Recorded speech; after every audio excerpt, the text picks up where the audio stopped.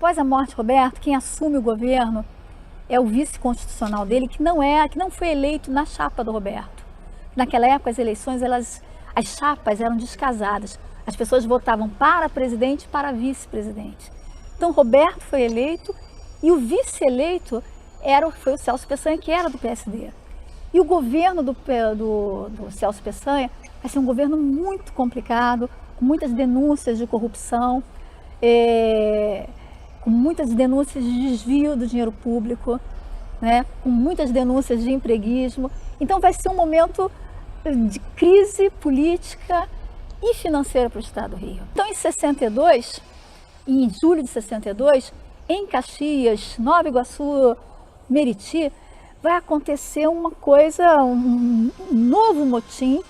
Aliás, motins aconteciam quase que diariamente, mas você tem um grande motim em Caxias, que se arrasta pela Baixada, gerando ondas de saques e mortes muito violentos, né? No pleito estadual, para as eleições de 62, o Badjé Silveira, irmão de Roberto, consegue unir o PTB, que também passou a viver uma crise interna, porque Roberto morre muito jovem. Logicamente, como é que ele poderia pensar num sucessor, né? Toda a entourage do Roberto era muito jovem, né? Gente que tinha saído dos bancos da universidade e que tinham propostas de transformação social muito intensas. Então, a morte do Roberto deixa o PTB, sim, um pouco na mão, né? O partido vai demorar a definir a sua chapa. E o Badjé Silveira, irmão de Roberto, que era um homem de bastidores, bem diferente do Roberto, muito mais conservador que o Roberto, mais um reformista, ele consegue, evocando a lembrança de Roberto e a proposta de dar continuidade ao governo dele, ele consegue se eleger. E o Badjé, no curto período em que ele vai ser presidente, ele assume em janeiro de 63 e é derrubado em maio de 64 por conta do golpe. Ele vai administrar uma situação política muito difícil. Como eu falei, o crescimento, o aumento do número de greves, de ocupações de fazendas, a reforma agrária na lei ou na marra, o PTB, uma parte do PTB caminhando para a radicalidade política, né? Por exemplo, o Badjé, ele era um reformista, mas ele não era um sujeito de esquerda, né? Logicamente que ele dialoga com a esquerda, mas ele vai ter sérios problemas com o Brizola, por exemplo. Então, o Estado vive uma situação difícil. Mas o Badjé, ele vai ser um sujeito que vai se manter fiel ao João Goulart. Ele está no comício da Central do Brasil, em 13 de março. Ele convoca os fluminenses, os sindicatos fluminenses, a população fluminense para participar do comício.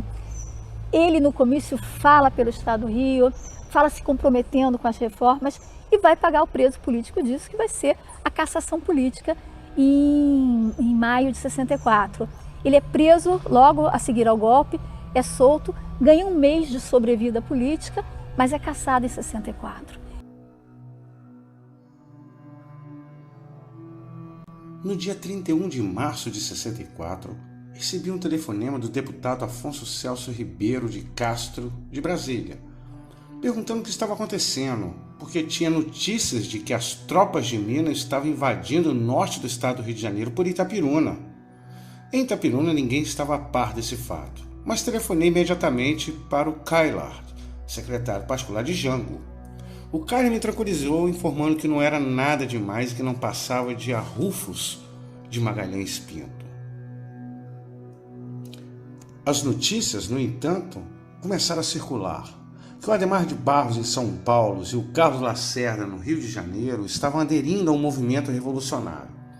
Comecei a ouvir pelo rádio que os arrufos de Magalhães Pinto eram, na verdade, um movimento revolucionário de grandes proporções. Tentei falar com o presidente, não consegui. Atendeu-me o ministro da Justiça, Abelardo Jurema, que me tranquilizou, dizendo que o governo tinha todas as posições e que era um movimento restrito a Minas Gerais. As informações do Palácio eram otimistas, mas as notícias vindas das estações de rádio de São Paulo contrariavam a posição do Palácio. O coronel Kerensky, que comandava o BC de Petrópolis telefonou de Três Rios dizendo que as forças do governo, sob o comando dele, não permitiriam que as tropas do general Mourão Filho atravessassem o Rio Paraíba. Havia certa expectativa de que o general Cruel ficasse a favor do governo, porém ele aderiu ao movimento, contribuindo para a vitória. O legado de Badger Silveira, ele pode ser um referencial sobre muitos aspectos, seja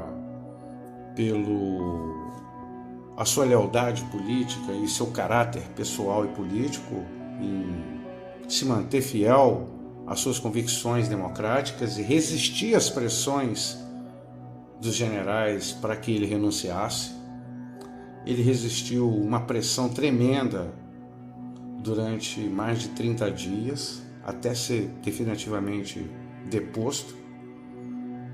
E também serve como um paralelo com os tempos atuais que vivemos.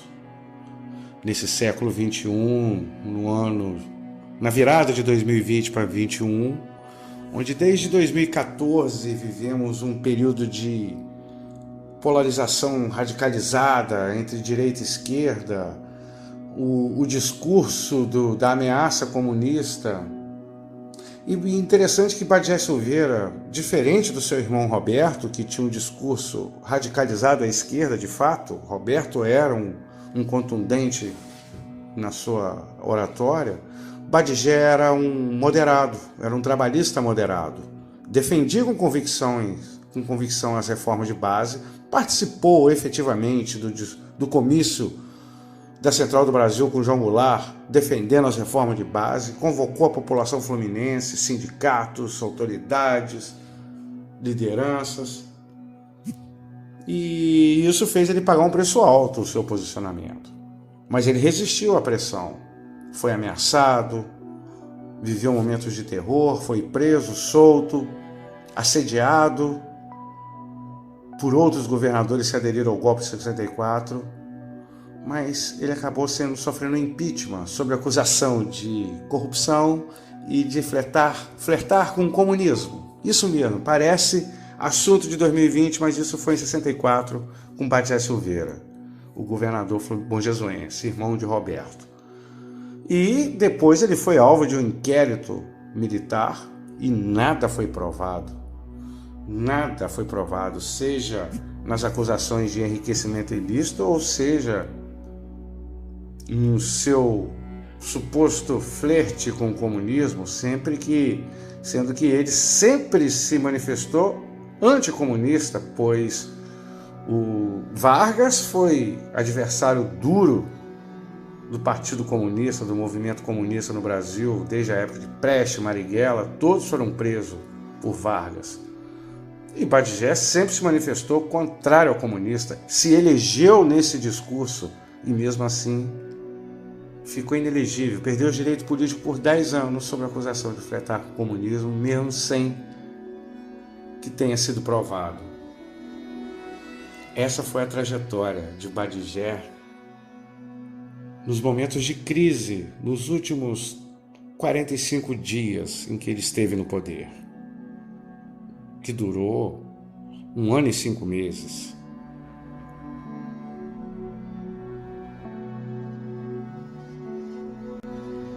Mesmo sendo considerado um político de articulação de bastidores, Badger Silveira, além de ter sido um dos fundadores do PTB, o Partido Trabalhista Brasileiro, no Rio de Janeiro, ele havia sido delegado de polícias em São Fidélis, depois transferido para Resende, e em Resende ele construiu sólida carreira política eletiva, sendo vereador entre os anos 40 e até 1954, sendo presidente da Câmara em 51, em Resende, onde ele se radicou.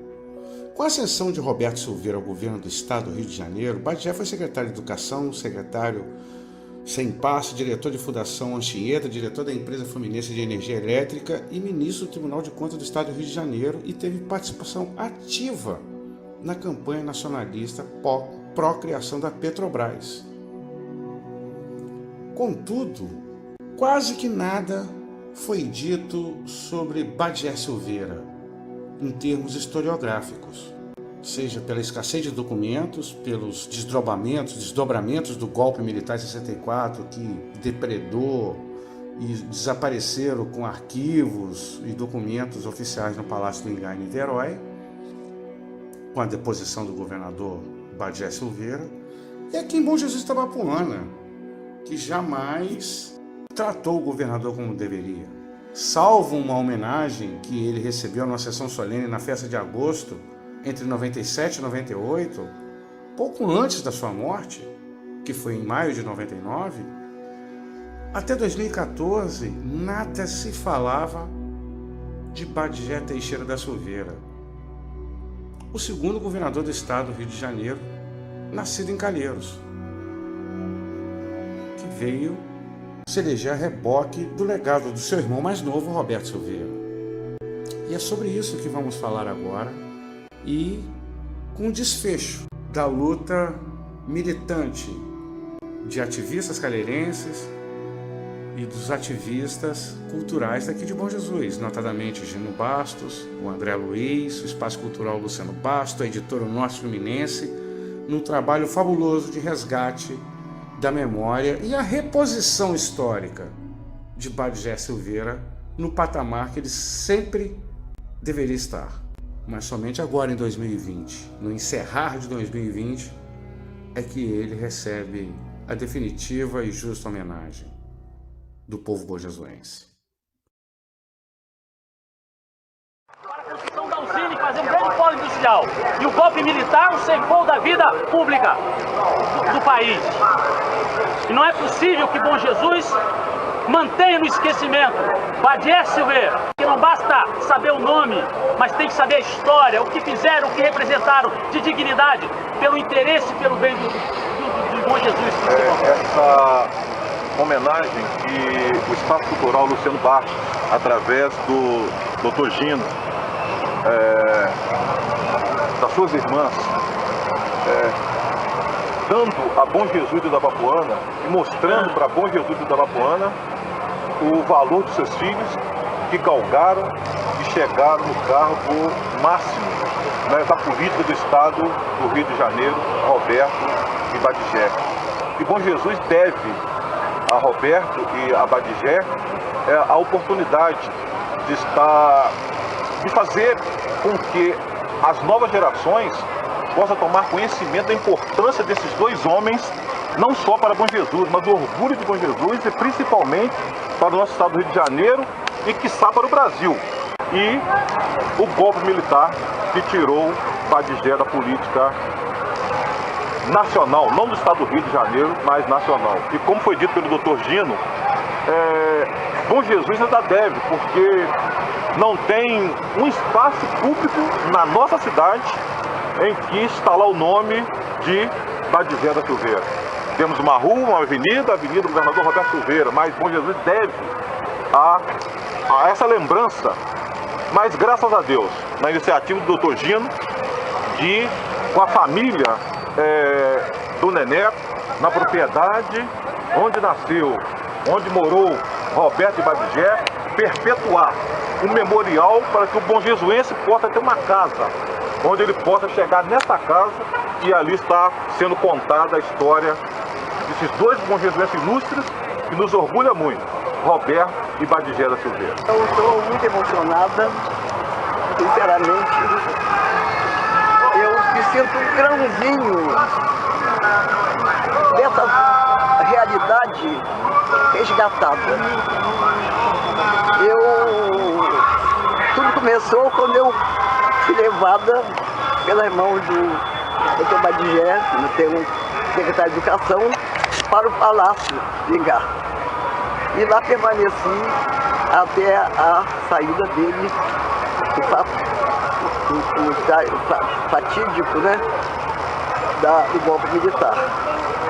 Trabalhei com o Roberto Silveira, né, e aquele governo, a gente sabia, tinha muita esperança de que ele terminasse toda a obra que ele tinha em mente em prol da melhoria do povo. E após o golpe militar, né?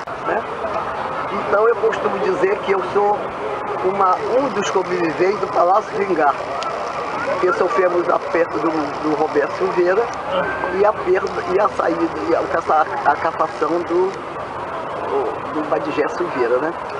Então, para mim, isso aqui é muito emocionante, né? Porque o Dr. Gino aqui, devemos a ele todo esse resgate, elevando, né, o nome da família, que estou muito feliz pelo Estado do Rio. Hoje, atualmente, eu moro em Brasília, vim com maior satisfação, né, para estar aqui, né. Estou extremamente emocionado e quero agradecer do fundo do coração essa lembrança tão importante, não por ser meu pai, mas eu que gosto de política, pessoas extremamente importantes para a política, para a nova geração deles, então deles poderem aprender o que é um político honesto, correto, íntegro, né, de moral, né? Então, a ideologia e tal, né? Então, eu acho que isso aí, Bom Jesus já deu um exemplo muito grande, né, do que ser um município democrático, né? Foi uma perda muito grande, mas pelo menos deixa um legado que chama-se honestidade, né? Que é uma coisa que, infelizmente, os políticos de hoje não têm, né? Não têm, tá? Agradeço de coração.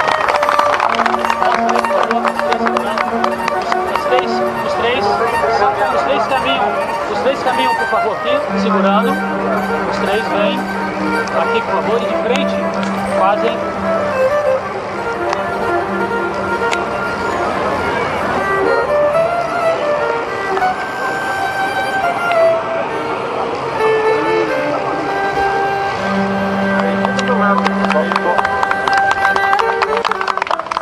Depois de encerrada a homenagem floral e a solenidade de homenagem ao ex-governador Roberto Silveira e os protestos pelo esquecimento de Badgé Silveira, no mesmo dia 9 de agosto de 2014, seguimos para Calheiros, no sítio Benedito Santos, outrora o sítio Rio Preto, local onde nasceram os ex-governadores Roberto e Badgé, e aonde, na ocasião, foi lançada a pedra fundamental da construção do Memorial dos Governadores Roberto e Badgé Silveira, em evento cultural e histórico formidável.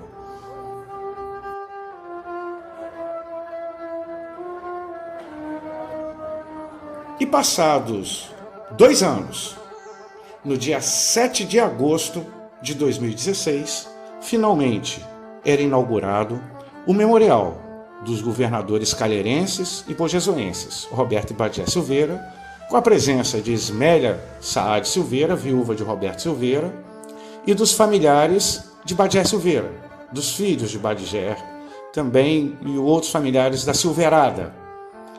E, na ocasião, ficou registrado a capacidade de mobilização de um povo quando ele, por iniciativa própria, resolve resgatar sua história.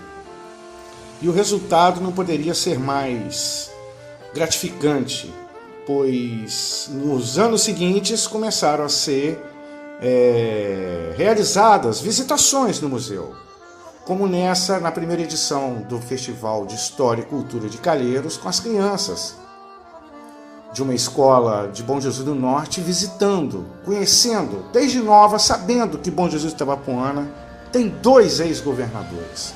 E ali está preservada a memória desses 2 personagens, dos mais importantes de toda a história da existência de Bom Jesus de Itabapoana.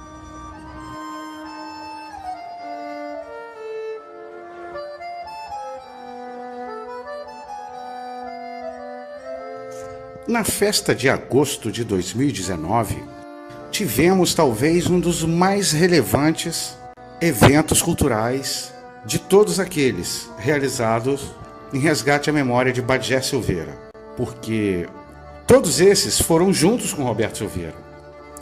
E nesse específico da festa de agosto de 2019, é exclusivo de Badgé, que está no lançamento do livro Governar em Tempos Difíceis, 1964, Memórias de Badgé Silveira, que são 5 capítulos de documentos redigidos pelo próprio Badger, datilografados nos anos 80, que talvez se converteriam num livro e que estava guardado, tinha caído no esquecimento e estava guardado no acervo do desembargador Jorge Loretti. A viúva do desembargador entregou esses documentos à família, às filhas de Badger Silveira, que por sua vez procuraram o Dr. Gino Bastos, que publicou um livro, junto com a contextualização da historiadora Andréa Tello da Corte, e o livro foi apresentado com as cópias dos originais datilografados e também corrigidos manualmente por Badger e a narrativa do livro.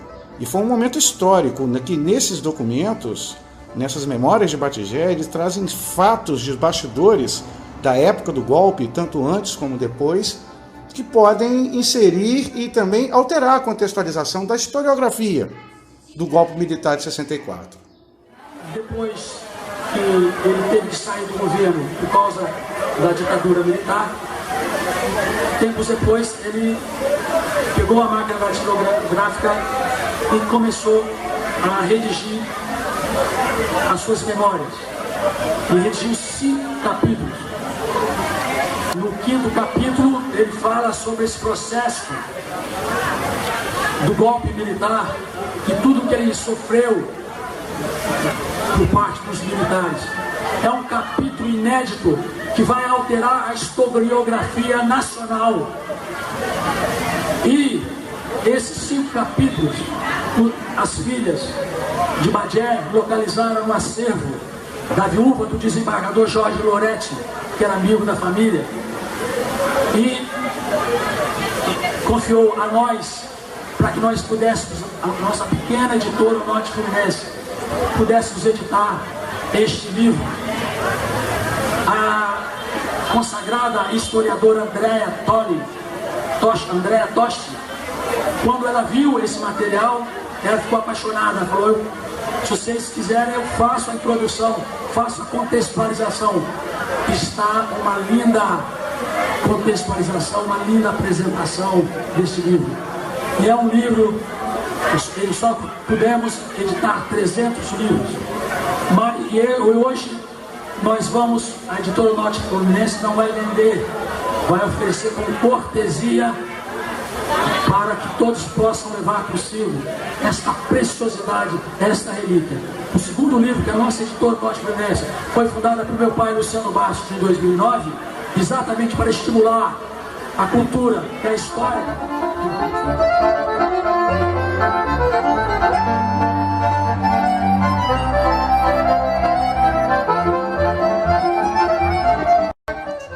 A relevância política de Badger Silveira no estado do Rio de Janeiro, em toda a sua história, não se resume somente aos quase 17 meses, aos 16 meses que ele ficou no poder. E que não foi pouco o que ele fez e o que ele viveu nesse 1 ano e 5 meses. Ele governou 1 ano e 4 meses, para valer. Os últimos 30 dias foram só turbulências políticas. E mesmo assim, ele herdou um estado com 19 bilhões de cruzeiros de dívidas. Ele saneou essas dívidas. Ele se mostrou um administrador competente, ao mesmo tempo que saneou essa dívida bilionária. Ele fez investimentos. Ele pavimentou mais de 200 quilômetros de estrada. Isso, naquela época, se constituiu num grande feito, grandiosíssimo. Ele abriu estradas rurais, algo em torno de mais de 200 quilômetros também. Negociou condições salariais de várias categorias. E isso sobre um período de constante turbulência. E também se mostrou um político hábil em manter sua base na Alerj consolidada até nos momentos do golpe, mesmo com ele contrariando a maioria dos seus aliados e não oferecer vaga de emprego, porque ele teve que demitir mais de 2.000 pessoas que estavam contratadas em excesso no governo do Estado. E, ao mesmo tempo, manter a sua base de sustentação política na Alerj sem agradar os deputados. ele fez isso tudo. De tão hábil na articulação de bastidores, foi ele que negociou o seu próprio impeachment. Sim, a base dele só voltou a favor do impeachment quando ele se reuniu com o Dr. Michel Saad e demais líderes e autorizou, liberou todos eles para votarem a favor, porque o grupo dele já estava sendo alvo de retaliações. Ele já tinha tido 3 ou 4 secretários de governo dele que tinham sido presos, deputados que estavam sendo retaliados. Então ele, para preservar o seu grupo, ele liberou os seus deputados, abriu o processo de impeachment. Ele mostrou grandeza política, assim como o Jango mostrou em não resistir e partir para um confronto armado contra o golpe. Ele mostrou grandeza. E mais, Badisé Silveira, ele também foi relevante na formação do caráter pessoal e político do próprio Roberto Silveira. Haja visto que quem levou Roberto Silveira para Niterói em 1937 foi Badisé Silveira. E Roberto Silveira era um adolescente de 15 anos quando chegou em Niterói. Quem criou Roberto Silveira a partir dos 15 anos em Niterói, participando do início da vida política, estudantil, dos movimentos estudantis, foi Badisé, que sempre foi o alicerce de Roberto. Tanto que no governo de Roberto, o fenômeno educacional que se implantou com o método Paulo Freire no interior do estado, sim, tivemos isso aqui no governo de Roberto Silveira, da construção de dezenas de escolas públicas no interior do estado, que na época quase não tinha escolas públicas. O secretário de Educação era Badisé Silveira. Tem que se relevar os feitos do Badisé, não só na formação do homem Roberto Silveira, e questionar o que seria de Roberto Silveira sem Badisé. Inclusive, Badisé teve a sapiência de, apesar de forjar o político Roberto, deixá-lo com as suas características, tanto que os dois eram totalmente diferentes. Roberto, mais radicalizado à esquerda, e Badisé moderado. Então essa é a relevância de Badisé Silveira que a história ainda não detectou. E precisa de ser registrado e mais aprofundado esse debate sobre o papel de Badisé Silveira, não só naquele período de janeiro de 63 até maio de 64, quando ele foi derrubado. E sim, também nos bastidores da trajetória fenomenal de Roberto Silveira, que foi forjado por Badisé Silveira.